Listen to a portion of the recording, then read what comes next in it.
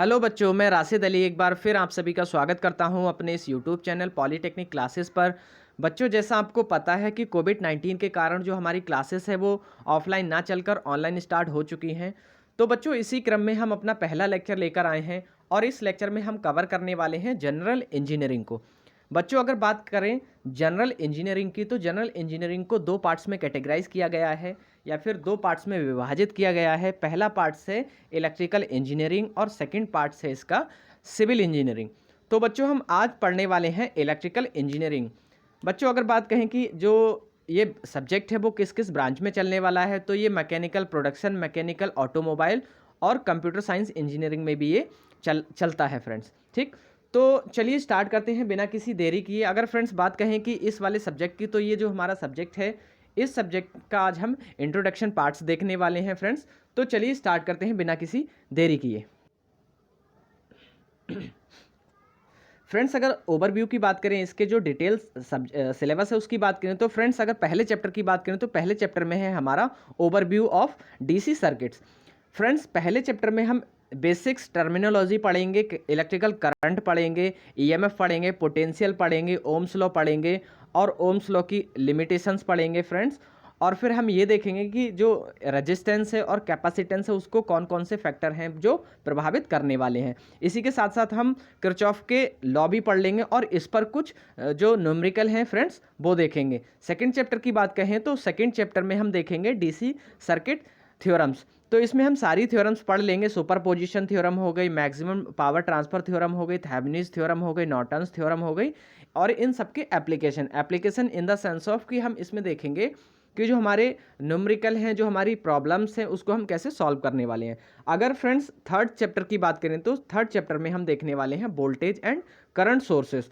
इसमें हम वोल्टेज के और करंट के जो आइडियल और प्रैक्टिकल सोर्सेस हैं उसको हम और उसके रिप्रेजेंटेशन को देखेंगे कि किस तरह से हम उसको रिप्रेजेंट करने वाले हैं और किसको हम आइडियल वोल्टेज सोर्स और आइडियल करंट सोर्स कहते हैं। ठीक, अगर नेक्स्ट फोर्थ चैप्टर की बात कहें फ्रेंड्स, तो फोर्थ चैप्टर में हम देखने वाले हैं इलेक्ट्रोमैग्नेटिक इंडक्शन। इसमें हम फैराडेज लॉ पढ़ेंगे और एनर्जी का स्टोरेज पढ़ेंगे कि हमारा जो इंडक्टर है और जो कैपेसिटर है वो कैसे हमारी एनर्जी को स्टोर कर रहा है। साथ के साथ हम इसमें छोटा सा कॉन्सेप्ट पढ़ेंगे कि हमारा जो एमएमएफ है वो क्या है, हमारा जो फ्लक्स है वो क्या है और परमेबिलिटी हम देखेंगे इसमें फ्रेंड्स। ये सारी चीज़ें हम इस वाले चैप्टर में पढ़ने वाले हैं। अगर नेक्स्ट की बात करें, फिफ्थ की बात कहें फ्रेंड्स, तो फिफ्थ में हम देखने वाले हैं बैटरीज। इसमें हम बैटरी का कनेक्शन देखेंगे, हम इसमें देखेंगे प्राइमरी और सेकेंडरी बैटरी क्या होगी और हम इसमें कौन कौन सी ऐसी बैटरी हैं जिसका हम यूज़ करते हैं। ठीक, अगर हम नेक्स्ट की बात, तो नेक्स्ट चैप्टर है फ्रेंड्स आपका एसी फंडामेंटल्स।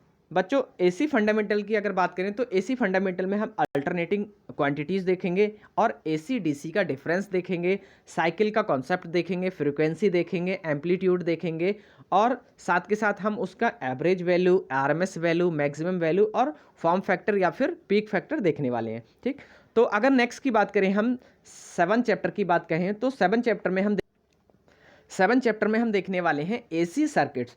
अब इसमें हम कॉन्सेप्ट देखेंगे कि हमारा जो इंडक्टर है और जो कैपेसिटर है उसको हम कैसे पैरेलल में कनेक्ट करेंगे, कैसे उसको सीरीज कनेक्शन बनाएंगे और साथ के साथ हम यहाँ पर उसका पावर फैक्टर भी कैलकुलेट करेंगे फ्रेंड्स। ठीक, एडमिटेंस, इम्पीडेंस, ये सारी हम इसमें कॉन्सेप्ट पढ़ने वाले हैं और साथ के साथ हम इसमें जो हमारा एसी सिस्टम है उसके एडवांटेज और डिसएडवांटेज देखेंगे और पॉलीफेज सिस्टम भी हम इसमें उसका ओवरव्यू भी पढ़ने वाले हैं फ्रेंड्स। अगर लास्ट की बात करें या फिर नेक्स्ट की बात करें, जो हमारा लास्ट चैप्टर है, 8 चैप्टर है, चैप्टर नंबर 8 जो आप देख पा रहे हैं, हमारा चैप्टर नंबर जो 8 है, 8 में हम देखने वाले हैं कि हमारा जो various types of power plant है वो कौन कौन से हैं। जैसे अगर बात करें कि हमारे जो पावर प्लांट है वो थर्मल पावर प्लांट हो गया, हाइड्रो पावर प्लांट हो गया, सोलर पावर प्लांट हो गया, विंड पावर प्लांट हो गया, जियो थर्मल पावर प्लांट हो गया फ्रेंड्स। तो ये सारे के सारे हम पावर प्लांट इसमें देखने वाले हैं और उसका कॉन्सेप्ट भी देखने वाले हैं। तो चलिए स्टार्ट करते हैं। आज हम पहला चैप्टर स्टार्ट करने वाले हैं और उसका ब्रीफ इंट्रोडक्शन देखने वाले हैं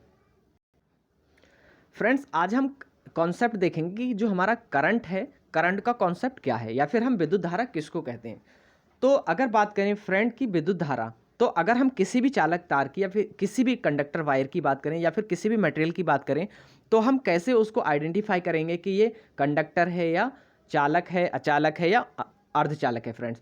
तो विद्युत धारा पढ़ने से पहले हमको दो कॉन्सेप्ट पढ़ना जरूरी है फ्रेंड्स कि चालक क्या हैं और अचालक क्या हैं। फ्रेंड्स अगर बात करें कंडक्टर की, तो कंडक्टर वायर वो वायर होते हैं जिसके अंदर, या फिर वो मटेरियल होते हैं, कंडक्टिंग मटेरियल उन मटेरियल को कहते हैं जिसके अंदर फ्री ऑफ इलेक्ट्रॉन मौजूद होते हैं फ्रेंड्स।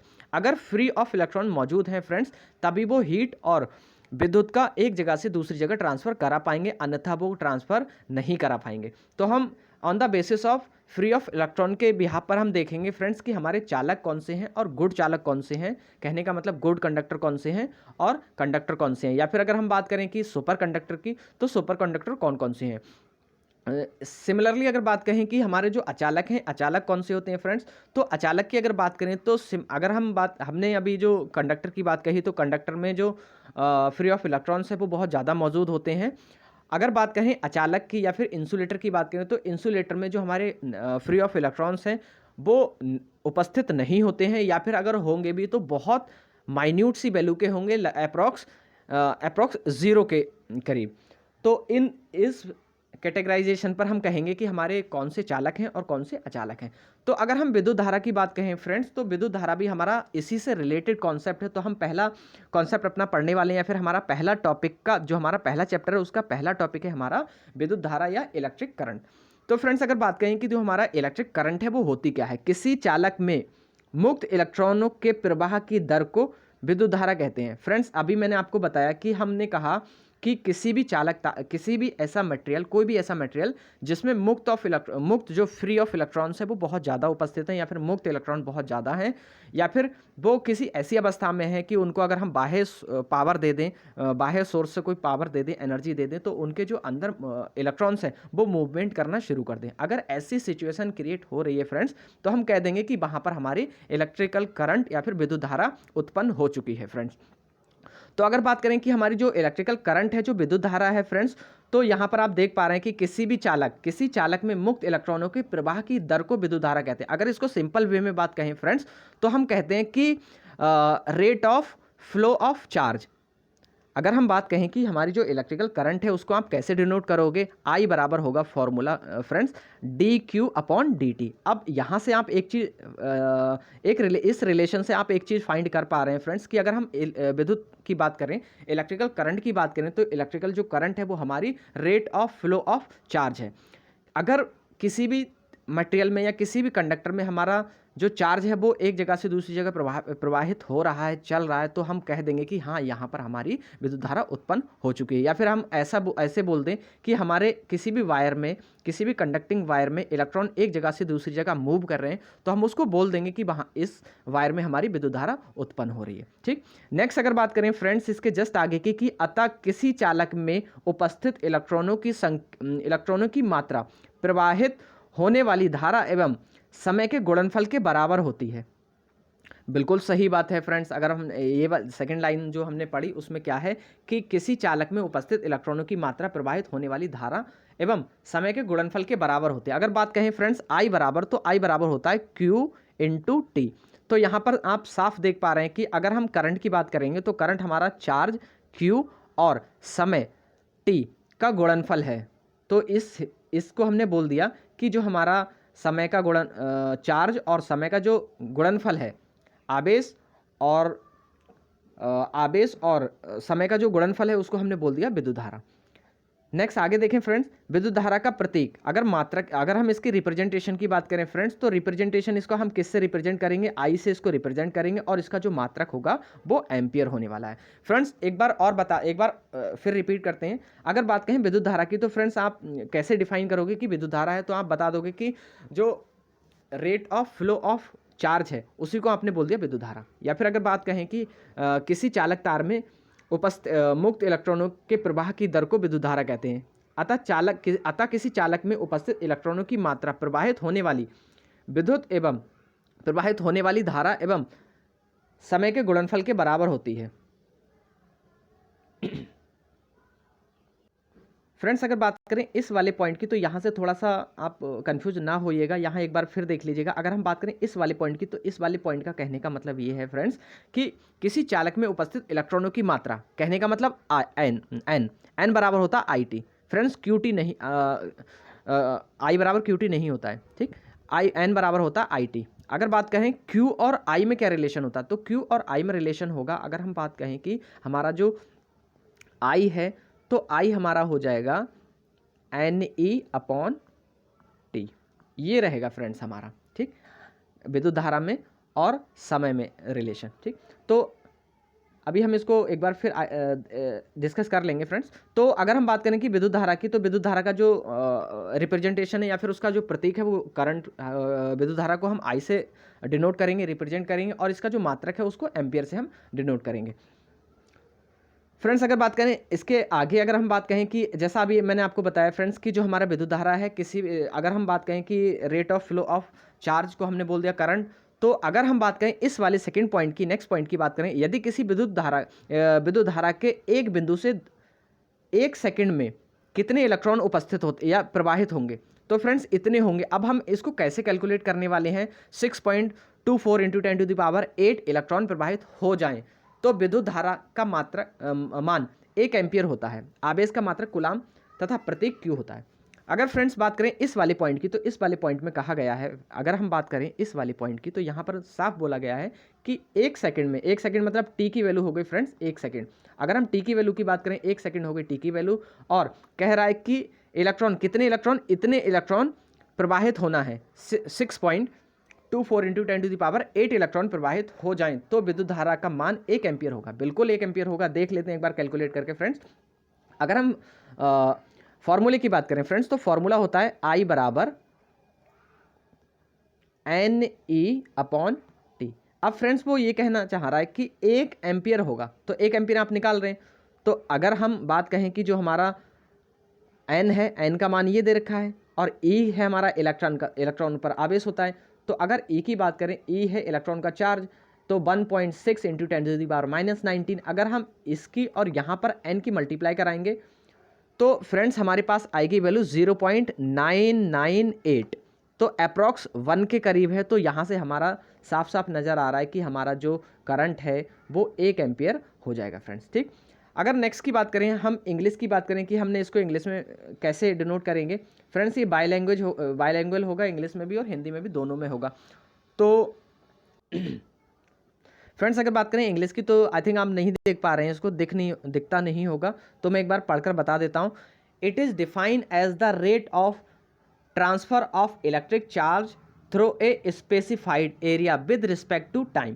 फ्रेंड्स अगर टाइम के साथ कोई स्पेसिफाई एरिया किया गया, उस एरिया में से टाइम के साथ हमारे इलेक्ट्रॉन ट्रांसफ़र एक जगह से दूसरी जगह हो रहे हैं, तो हम बोल देंगे कि यहाँ पर हमारा करंट उत्पन्न हो चुका है, या फिर करंट इस वायर में या फिर कंडक्टर में पास हो रहा है। नेक्स्ट की बात करें फ्रेंड्स, तो नेक्स्ट क्या है, जैसे अभी मैंने आपको बताया कि इलेक्ट्रिक करंट जो है उसको आपने क्या बोल दिया, rate of flow of electrons बोल दिया, तो सेकेंड है आपकी rate of flow of electrons. अगर नेक्स्ट की बात करें कि रिप्रेजेंटेशन क्या है, तो हमारा रिप्रेजेंटेशन है आई से हम इसको रिप्रेजेंट करेंगे, और जो हमारी यूनिट है वो एम्पियर है।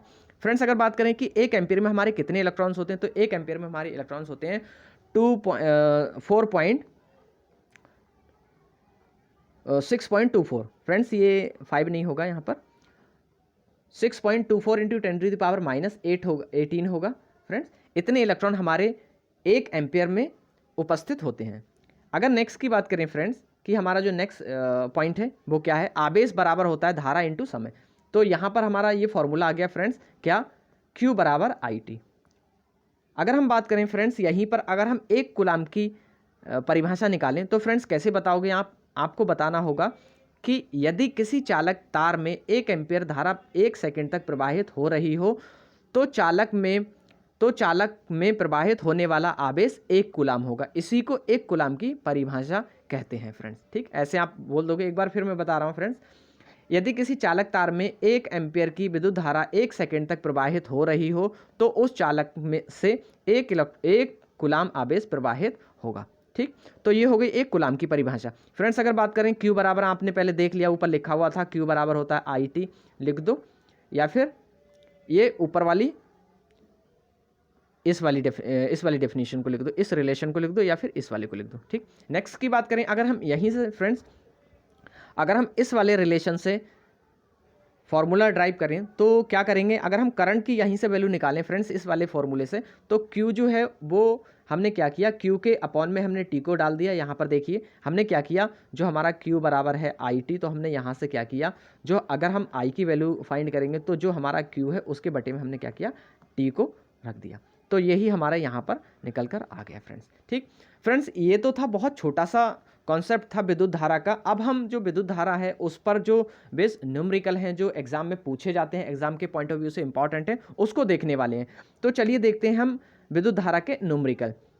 तो फ्रेंड्स न्यूमेरिकल देखने से पहले छोटे से जो भी उसके कॉन्सेप्ट हैं, जो फॉर्मूलेज हैं, उसको एक बार देख लेते हैं फ्रेंड्स। तो इसके सम इंपॉर्टेंट फॉर्मूलेज, पहला फॉर्मूला है फ्रेंड्स, इसका जो पहला फॉर्मूला है वो है आपका Q बराबर IT, सेकेंड है Q बराबर NE, थर्ड की बात करें तो Q equal to NE upon T। ठीक, ये तीनों आपके फॉर्मूले हैं विद्युत धारा के और फिर आवेश के। ठीक, विद्युत धारा, आवेश और फिर समय का रिलेशनशिप है ये।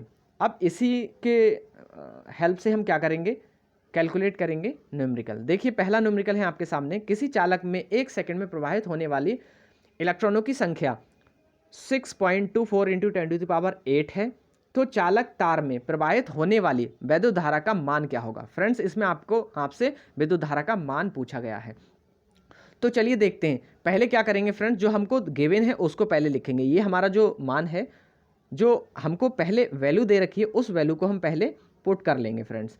तो अगर हम पहले वाली वैल्यू को देखें, इसको देखें यहाँ पर, ये तो ये है हमारा इलेक्ट्रॉनों की संख्या। इलेक्ट्रॉनों की संख्या को हम n से डिनोट करेंगे और यहाँ पर बोल रहा है कि 1 सेकंड में प्रवाहित हो रहा है, 1 सेकंड भी दे रखा है फ्रेंड्स। तो t की वैल्यू हो गई 1 सेकंड और n की वैल्यू हो गई 6.24 इंटू 10⁸ इलेक्ट्रॉन। ठीक, अब यहाँ से I की वैल्यू फाइंड करने को बोल रहा है। तो आपको पता है फ्रेंड्स, क्या पता है, वी नो दैट, हम जानते हैं I बराबर NE अपॉन T।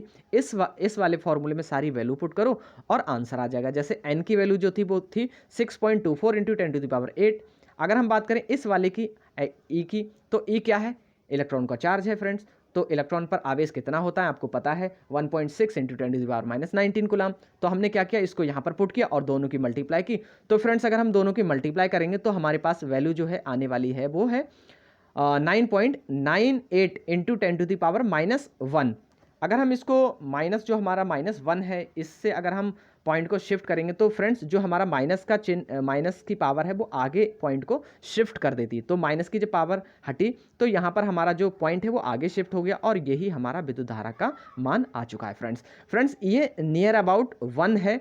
तो हम या तो ऐसे लिख दें 0.998 एम्पियर, या फिर हम क्या करें कि I इक्वल टू 1 एम्पियर भी कर सकते हैं फ्रेंड्स। ठीक, तो चलिए सेकेंड देखते हैं, सेकेंड न्यूमेरिकल इसका। फ्रेंड्स एक चीज़ बता दें, ये जो सब्जेक्ट है, इस सब्जेक्ट का जो सिलेबस है वो BEE बेसिक इलेक्ट्रिकल इंजीनियरिंग और जो BMEE है basic of mechanical and electrical engineering, उसका सेम सिलेबस है। तो अगर कोई बच्चा फ्रेंड्स, किसी बच्चे के पास इस सेमेस्टर में BMEE हो तो आप उसको सेंड कर दीजिएगा, सेम इसका सिलेबस है। और किसी बच्चे के पास अगर BEE हो तो उसको भी आप इसको रिकमेंडेड कर दीजिएगा, उसको शेयर कर दीजिएगा फ्रेंड्स ये जो सब्जेक्ट है वो चलता है आपका सिविल फर्स्ट ईयर में, ये चलेगा आपका सिविल फर्स्ट ईयर में बच्चों। और ये जो सब्जेक्ट है वो चलने वाला है आपका इलेक्ट्रिकल फर्स्ट ईयर में। तो अगर आपका कोई भी मित्र हो फ्रेंड्स इलेक्ट्रिकल फर्स्ट ईयर का और सिविल फर्स्ट ईयर का, तो उसको आप इसको रिकमेंडेड कर दीजिएगा, जिससे आपका फ़ायदा हो और आपके मित्र का भी साथ के साथ फ़ायदा होता रहे। तो चलिए सेकंड हम इसका जो न्यूमेरिकल है उसको देखने वाले हैं फ्रेंड्स। तो सेकंड न्यूमेरिकल में क्या कह रहा है फ्रेंड्स, देखते हैं। यदि किसी चालक में 5 एम्पियर की विद्युत धारा 2 मिनट तक प्रवाहित होती है तो चालक में प्रवाहित होने वाले इलेक्ट्रॉनों की संख्या क्या होगी। फ्रेंड्स इसमें n का मान पूछ रहा है कि जो हमारे इलेक्ट्रॉनों की संख्या है वो क्या है। इससे पहले वाले में जो था उसमें इलेक्ट्रॉनों की संख्या दे रखी थी, विद्युत धारा पूछा था, इसमें विद्युत धारा दे रखी है और हमसे इलेक्ट्रॉनों की संख्या पूछा गया है। फ्रेंड्स अगर बात करें कि हमने क्या किया, पहले हम वही काम करेंगे कि गिवन वाला लिखेंगे, जो हमको दे रखा होगा डेटा उसको हम पहले निकालेंगे, लिखेंगे। तो हमने क्या किया, सारा डेटा बाहर निकाल लिया थ्योरी से। तो हमने क्या किया, ये 5 एम्पियर हमको दे रखा है, 2 मिनट को फ्रेंड्स हम सेकंड में चेंज करेंगे। सेकंड में चेंज क्यों करेंगे, क्योंकि सारी वैल्यू हम MKS पद्धति में ही यूज़ करते हैं। तो जब हम इसकी 1 मिनट 2 मिनट की हम 2 मिनट को हम सेकंड में चेंज करेंगे तो 60 से हम मल्टीप्लाई करेंगे और हमारे पास आ जाएंगे 120 सेकंड। और हम क्या करेंगे, एन की वैल्यू यहाँ से फाइंड कर लेंगे। एन का मतलब है नंबर ऑफ इलेक्ट्रॉन्स।